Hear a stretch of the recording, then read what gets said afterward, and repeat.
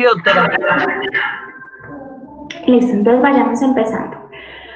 Para el tema de la charla del día de hoy, vamos a hablar de neurodesarrollo normal. La tutora a cargo de esta charla es la doctora Claudia Narváez. Definimos neurodesarrollo como el proceso por el que el sistema nervioso y como tal el cerebro como el órgano principal adquiere las funciones propias que le permiten hacer su trabajo. Empieza desde la gestación y termina en la edad adulta. Cuando hablamos de neurodesarrollo tenemos que dividir el proceso en 4 etapas principales. La primera, que es la etapa del neurodesarrollo anatómico, que abarca toda la vida uterina. Son los 9 meses del embarazo, en donde ocurre la creación de los elementos estructurales que van a conformar el sistema nervioso, como lo son las neuronas, la glía y los axones. A partir del nacimiento y hasta los 3 años, empieza lo que se conoce como la fase motora, que es donde se van a crear las redes neuronales que van a permitir las aptitudes motrices dentro del recién nacido. Esto lo que va a permitir es que el niño comience a ganar cada vez más independencia, sobre todo desde el punto de vista motor. Entre los 3 y los 10 años se van a desarrollar las redes cerebrales que van a permitir el dominio del lenguaje y la comprensión como tal del mundo, así como la estructuración de las ideas en el individuo. Y finalmente, entre los 10 años y la edad adulta, la parte de las conexiones neuronales se va a definir hacia la toma de decisiones, especializando circuitos nerviosos para crear patrones de pensamiento y los gustos que van a definir la personalidad de cada individuo. Y se conoce como el neurodesarrollo de la identidad. Entonces, empezando a hablar de lo que es la fase anatómica como tal, tenemos que hablar de cómo se genera el sistema nervioso desde el momento del desarrollo embriológico. Entonces encontramos que la primera aparición de las células nerviosas es a partir de aproximadamente el día 19 de la gestación, en donde las células comienzan a formarse en la capa superior del disco embrionario, pues, conformando lo que se conoce como la placa neural. En esta placa neural las células ya no se pueden dividir en otro tipo de células, sí o sí van a diferenciarse hacia células nerviosas, pero son células que todavía tienen una alta capacidad mitótica, diferente de las células nerviosas maduras, y no tienen ningún tipo de prolongaciones neuronales como lo son las dendritas y los axones, que son las que le dan la poralidad. En esta etapa es donde se va a conformar la multiplicación rápida de las precursoras de las células neuronales, que van a aumentar de número muy rápido y a rebasar los límites de la placa, lo que va a hacer que en la mitad de la placa se forme el llamado surco neural hacia los 23 días de gestación. Ese surco se va a ir haciendo cada vez más profundo, cerrándose hacia la parte superior, conformando lo que se conoce como el tubo neural a los 28 días de gestación. Y el tubo en las primeras semanas va a comenzar a crecer primero longitudinalmente, luego a engrosarse en unos puntos concretos formando las vesículas que posteriormente van a dar origen a los órganos principales del sistema nervioso central, esto es cerebro, cerebelo y puente. Se va a replegar a sí mismo para encajar dentro de la cavidad craneal y finalmente hacia las 12 semanas de gestación es cuando se van a esbozar claramente las principales divisiones del sistema nervioso central, lo que es el cerebro, cerebelo y el tronco encefálico. Para el segundo trimestre va a ocurrir lo que es la migración y la diferenciación de las células nerviosas. Estas células que van a seguir replicándose dentro de la parte del tubo neural ya cada vez a menos velocidad, porque comienzan a formar lo que son las prolongaciones axonales que limitan su capacidad mitótica, van a comenzar a migrar a partir de factores quimiotácticos hacia los sitios en donde van a terminar ubicándose finalmente cuando el desarrollo esté completo. Entonces se va a comenzar a formar lo que es la sustancia blanca, que son las comunicaciones axonales, y la sustancia gris con los cuerpos neuronales, ocurriendo lo que es la organogénesis del sistema nervioso central como tal. Ya tenemos las células, ya tenemos la migración, ya tenemos más o menos el esbozo de lo que va a ser el sistema nervioso central. Así que a partir del tercer trimestre lo que le ocurre es un aumento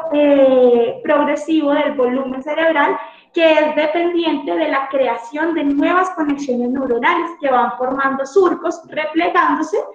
formando las características de apariencia de surcos del cerebro como tal. Entonces nosotros podemos ver aquí en la gráfica, vemos que a lo último del tercer trimestre, en la semana 28, al iniciar el tercer trimestre, tenemos un esbozo apenas claro de lo que va a ser el cerebro, y eso se va aumentando la capacidad el número de repliegues y el volumen va aumentando progresivamente para llegar a su configuración final hacia la semana 40. Se van formando, aparte se van formando las primeras capas de mielina dentro de las primeras conexiones neuronales y ese proceso finalmente va a terminar en la adolescencia. Ya como tal, terminando la fase anatómica, encontramos al recién nacido, que a partir de este momento el examen neurológico completo debe abarcar varios ejes que nos hablen no solamente de la capacidad motora del individuo, sino que también tienen que evaluar lo que es la parte sensitiva, la comprensión y la comunicación del lenguaje y lo que es el desarrollo de las habilidades sociales. En el recién nacido, el examen neurológico completo se basa principalmente en dos ejes principales. Primero, la observación, en donde vamos a encontrar a describir la configuración craneoencefálica, intentando encontrar rasgos dismórficos o presencia de otro tipo de deformaciones y anomalías congénitas. Se evalúa también lo que es la postura, el estado de vigilia y la actividad motora espontánea, para un segundo eje después, que es el de la manipulación, en donde vamos a evaluar de forma activa lo que es la capacidad para despertar y mantener la alerta, el tono y la fuerza muscular, la sensibilidad, el funcionamiento de los panes craneales, los reflejos miotácticos, los reflejos primitivos y la neuroconducta. A este examen tiene que anexarse sí o sí lo que es la parte de los antecedentes personales y familiares que nos puedan sugerir que aunque encontremos un examen neurológico aparentemente normal, puede haber algún tipo de alteración subyacente, y si encontramos alguna alteración, las pruebas complementarias que nos van a guiar hacia algún tipo de diagnóstico. El examen como tal se basa básicamente en 5 ejes principales: el examen dismorfológico, que es parte de la observación, la parte de la vigilia, la capacidad para despertar y mantener la alerta, que puede ser no solamente la parte de la observación y el estado inicial, sino cómo reacciona a los estímulos que les hacemos en la manipulación, el patrón motor, el tono y la fuerza muscular, la sensibilidad y la neuroconducta. Entonces, ya hablándole un poquito más desglosado de la parte dentro de la parte del examen craneal y la desmorfología, vamos a tener que medir sí o sí el perímetro cefálico, la morfología craneofacial, identificar alteraciones como la macro o la microcefalia y evaluar lo que son las fontanelas, las suturas y la forma craneal. Lo siguiente que vamos a evaluar es el nivel de vigilancia y reactividad. Tenemos que evaluar el estado de vigilia o sueño. En este caso, en este video podemos observar que el bebé está en estado de vigilia, tranquilo, no está llorando, pero si estuviera llorando deberíamos evaluar si el llanto es o no vigoroso, si está hipo o hiperreactivo o si tiene signos de estrés como de irritabilidad o la hiperactividad. La segunda parte, tenemos que evaluar la parte de la sensibilidad. En este examen podemos ver que estamos evaluando la sensibilidad a la luz. También se debe evaluar la mímica facial en respuesta a los sonidos, la fijación y el seguimiento de objetos y en este caso la respuesta que tiene el recién nacido ante el sonido de la campana que le están colocando. El tono muscular pasivo se puede evaluar haciendo la resistencia a la movilización segmentaria del recién nacido, evaluando la posición en las extremidades. En este caso, al recién nacido se le están haciendo movimientos activos de las extremidades inferiores y lo que se evalúa es el tono y cómo resiste el movimiento que se le hace por parte del profesional de la salud. Y ahí estamos evaluando el tono pasivo del eje corporal mediante lo que se conoce como la maniobra de la bufanda. La motricidad espontánea, que simplemente es evaluar cómo son los movimientos activos del paciente sin necesidad de que nosotros induzcamos ningún tipo de estímulo, y cómo es la parte de la mímica facial del paciente cuando está en reposo. La parte de la motricidad provocada o el tono activo, lo que vamos a evaluar aquí básicamente es cómo se incorpora cuando lo ayudamos a sentarse, cómo es el tono del paciente como tal cuando hacemos este movimiento y cómo es el regreso a la posición del decúbito supino. Entre las respuestas primarias vamos a evaluar todo lo que son los reflejos primarios. En este caso estamos evaluando el reflejo de búsqueda, estamos evaluando lo que es la presión palmar y un poquito más adelante en el video voy a intentar adelantarlo para que se vea más. Vamos a evaluar lo que es el automatismo de la marcha. Y finalmente lo que son los reflejos osteotendinosos y cutáneos. Aquí se ve claramente cuando evaluamos lo que son los reflejos rotulianos. Más adelante en el video se evalúa lo que es el reflejo aquiliano. Y aquí evaluamos el reflejo bicipital. Las reacciones, los reflejos primitivos del recién nacido son reacciones arcaicas que son espontáneas y que van a irse reemplazando progresivamente a medida que el recién nacido vaya ganando control voluntario del cuerpo. Esos reflejos tienen que ir desapareciendo y la persistencia o una exacerbación de los mismos en una edad en la que ya no deberían ser muy marcados tiene que indicarnos un probable proceso de retraso neurológico. Entonces, el reflejo del automatismo de la marcha tiene que desaparecer aproximadamente entre los 1 y los 2 meses. La flexión sinérgica tónica de los miembros superiores tiene que desaparecer entre los 3 y los 4 meses. Entre los 4 y los 5 meses tiene que desaparecer por completo el reflejo del moro, la presión palmar más o menos antes de los 6 meses, la presión plantar antes de los 15 meses y lo que es la simetría, la flexión del cuello y el brazo tienen que desaparecer entre los 5 y los 6 meses de edad.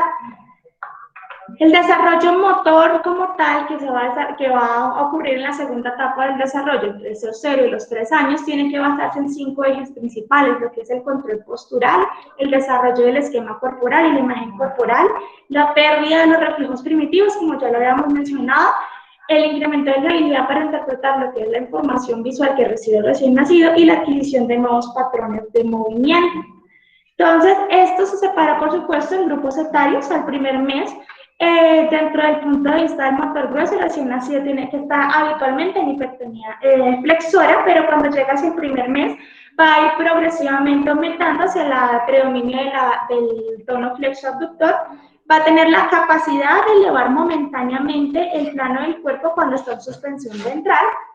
Desde el punto de vista del motor fino, las manos de los recién nacidos tienden a estar muy cerradas, pero hacia el primer mes tendremos a tener las manos un poco más abiertas y el seguimiento de los objetos hacia en 90 grados.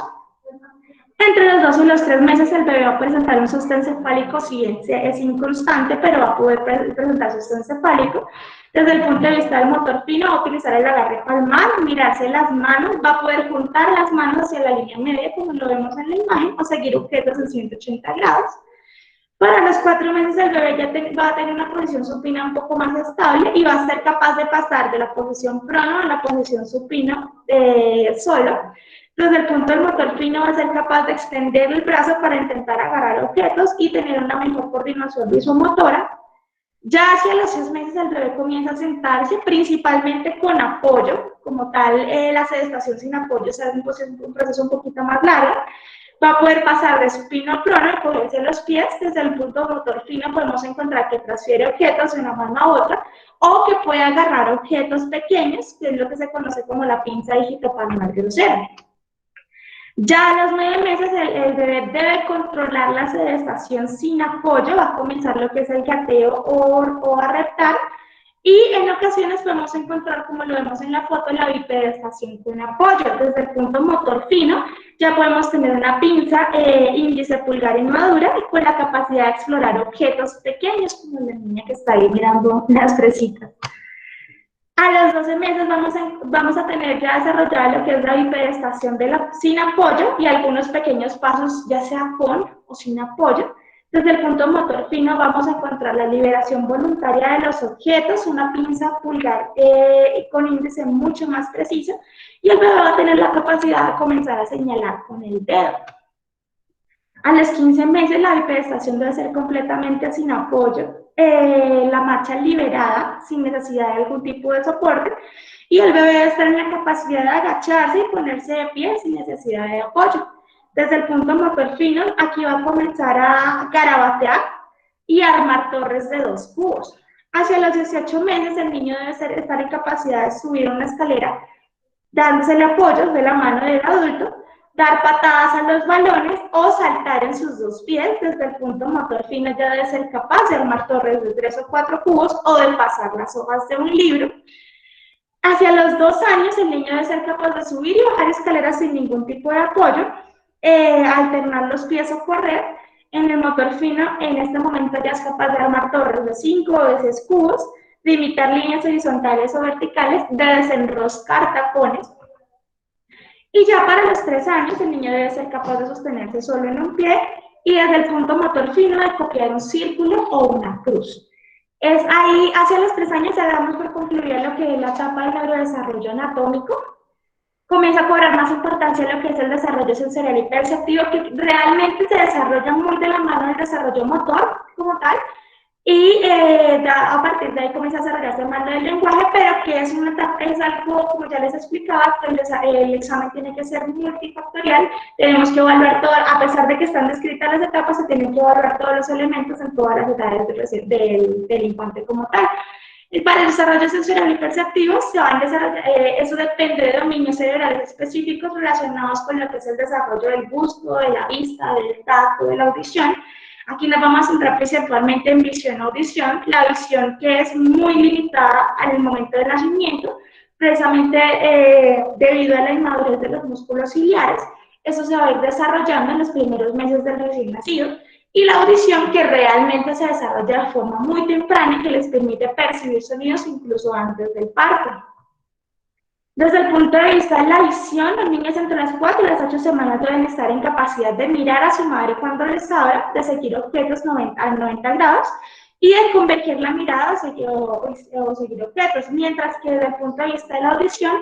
en este momento tenemos la madurez para detenernos ante una voz familiar. Entre los 12 y las 16 semanas, el niño debe estar en capacidad de seguir objetos 180 grados o verticalmente y de reconocer algunos objetos en niveles familiares. Y desde el punto de vista de la audición, de girarse ante un sonido familiar cuando está en posición supina. Ya hacia las 20 semanas, el bebé tiende a sonreír cuando se observa a sí mismo en un espejo, puede reconocer voces individuales, a las 24 semanas puede ver y reconocer a un adulto a distancia o mirar objetos que estén caídos en el piso, mientras que en la audición es capaz de girar la cabeza siguiendo un sonido. Ya hacia las 36 semanas,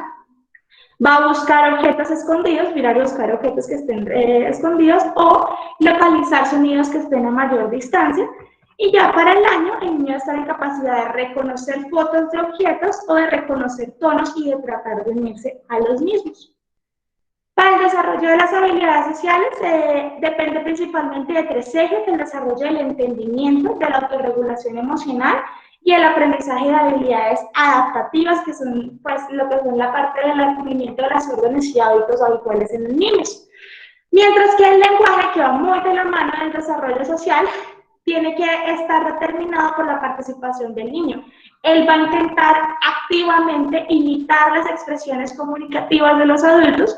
En lo que se conoce como la fase prelingüística, va a desarrollar su propio sistema de comunicación no dependiente de palabras a través de expresiones faciales y de sonidos básicos, en tanto comienza a presentarse la maduración de los sonidos que puede emitir el niño. Entre las 6 y las 8 semanas, el niño debe ser capaz de generar lo que es la sonrisa social y de imitar movimientos vocales para intentar comunicarse sin necesidad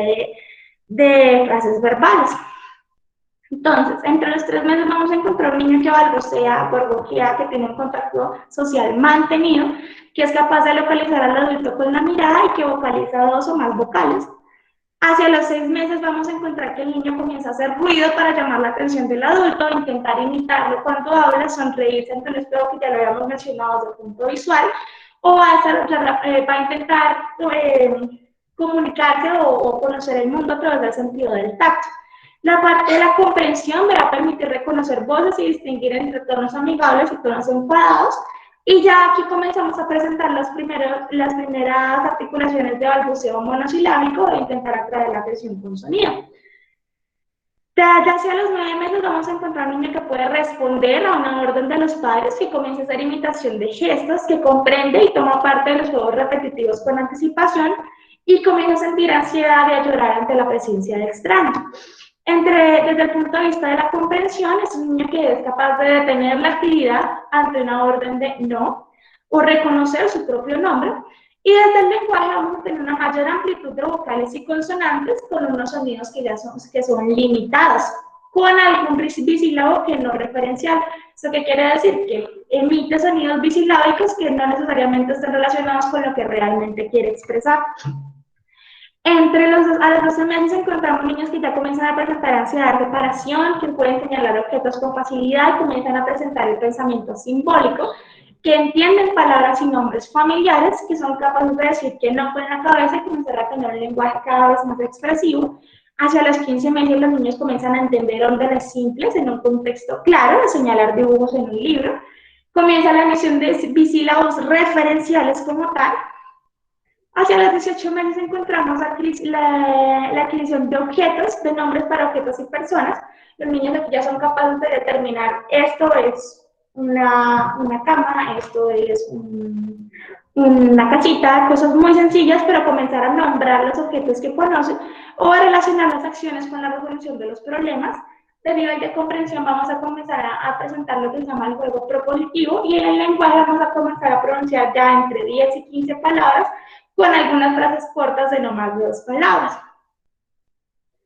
Para las escalas de valoración, el punto de una escala de evaluación o escala de cribado desde el punto de vista del neurodesarrollo es que sea consistente, que sea válida, que sea simple, que sea fácil de interpretar, que tenga una alta sensibilidad y especificidad, como cualquier otro tipo de test. Hay varias que están desarrolladas como escalas de tamización de alteraciones en el neurodesarrollo, como lo son la Emmett Development Screening Test, las tablas de Levano-Haisea, que son más aplicadas a la población hispana, o las nuevas tablas Ages and Stages, que son aplicadas en Estados Unidos, pero que tienen un test validado en la lengua castellana. Eso se utiliza, lo que valoran principalmente es lo que es las habilidades de comunicación, motricidad fina, motricidad gruesa, la capacidad de resolución de problemas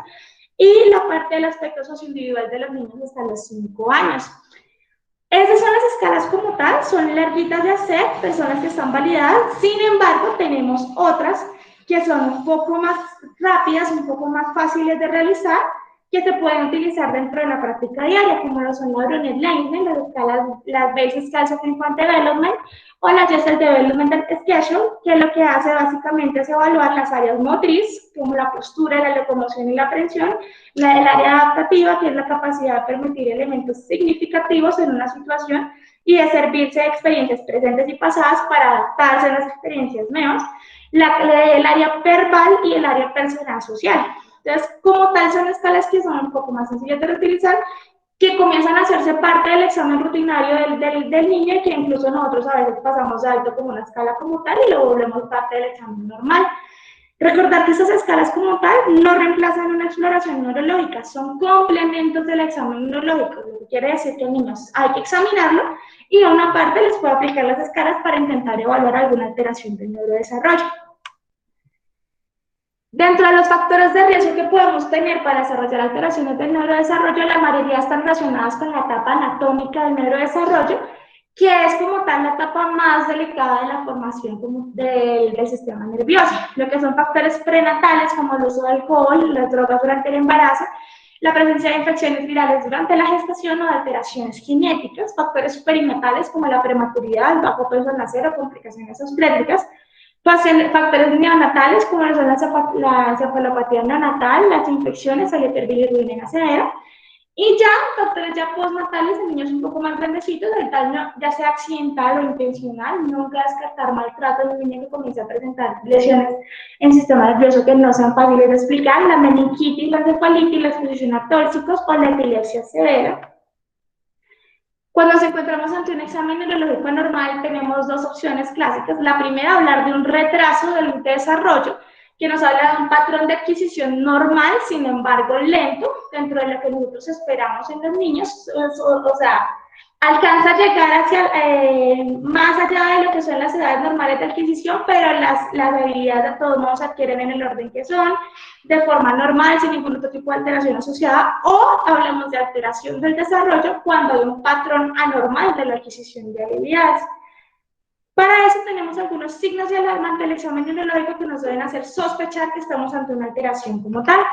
Al primer mes, un niño que esté irritable de forma constante, que tenga trastornos de la succión, que no sea capaz de fijar la mirada ni siquiera por espacios de tiempo cortos, o que no reaccione ante los ruidos. A los 2 meses, los niños que persisten irritables, que tienen un sobresalto exagerado ante el ruido, o que presentan abducción del pulgar sobre el resto de las manos, especialmente si les cuesta abrir la mano. Los niños hacia los 3 meses que no presenten una sonrisa social, que tengan esa asimetría en las habilidades de las manos o una lateralidad precoz, que no sigan con la mirada o no tengan respuesta a los sonidos. Entre los 4 meses que no presenten un sostén cefálico, que tengan una pasividad excesiva, las manos que tiendan a estar cerradas, recordemos que ya en este momento las manos deberían tender más a permanecer abiertas, que no emitan risas sonoras, que tengan hipertonía en la parte de los abductores con un ángulo inferior a 90 grados o que no se orienten hacia la voz. Ya a los 6 meses, pacientes que persistan con un tono muy marcado de hipertonía, sobre todo en las extremidades, o hipotonía en el cuello o en el tronco, que ya debería tener un adecuado control del tronco y del cuello. Que no se roten sobre sí mismos, que tengan persistencia del moro, que no vayan iniciando la sedestación con apoyo, que tengan la cifosis dorsal muy marcada, lo que nos puede indicar debilidad de los músculos de la parte de la espalda, que tengan ausencia de presión voluntaria o que no balbuceen y hagan gorgoritos. Hacia los 9 meses, pues, los niños que no se desplacen de forma autónoma, ya sea retando, ya sea gateando, ya sea en bipedestación con apoyo, que tengan hipotonía en la parte del tronco, que no sean capaces de sentarse por su cuenta, que tengan ausencia en la transferencia de objetos contralateral o que no emitan bisílabos. Hacia los 12 meses, niños que no puedan levantarse, si sea con apoyo, que tengan grandes reflejos anormales o signos de piramidalismo, que no reconozcan su nombre o que aparentemente no entiendan lo que se les dice, que parece que no escuchan. Hacia los 15 meses, niños que no sean capaces de dar al menos 4 o 5 pasos solos o que marchen todavía apoyados en los muebles, que ya en este momento la marcha ya es completamente liberada, que tengan ausencia de pinza, que no sean capaces de arrojar objetos o que tengan un vocabulario que no cuente con más de 3 o 4 palabras. Hacia los 18 meses, niños que no sean capaces de subir escaleras, que no tengan un vocabulario que tenga entre 7 y 10 palabras, que no sean capaces de conocer las partes de su propio cuerpo o de garabatear de forma espontánea, que no sean capaces de beber de un vaso, que no hagan toros de al menos de 2 cubos o que pasen interrumpidamente de una actividad a otra. Y ya para los 24 meses, niños que sean incapaces de correr, que no sean capaces de construir torres de al menos 4 cubos, que no combinen 2 palabras diferentes, que no utilice la palabra no, o que aparentemente no la comprenda con facilidad, que tenga presencia de algunos estereotipos verbales o incapacidad para el juego simbólico de cualquier tipo, que tengan movilidad, tono, postura normal o signos de focalidad neurológica, aunque esto pues, puede ser un poco más evidente al momento de hacer el examen físico y el examen neurológico, que tenga presencia de movimientos involuntarios como de actitud distónica en las manos, hiperextensión cefálica, que tengan movimientos oculares anormales, retraso en la adquisición de algunos otros hitos que van encontrándose en el desarrollo, o presencia de macromicrocefalia o estancamiento del perímetro craneal. Y ya, con eso terminamos la charla de hoy. Muy bien. Claudita, ¿algo que decir? Hola, buenos días a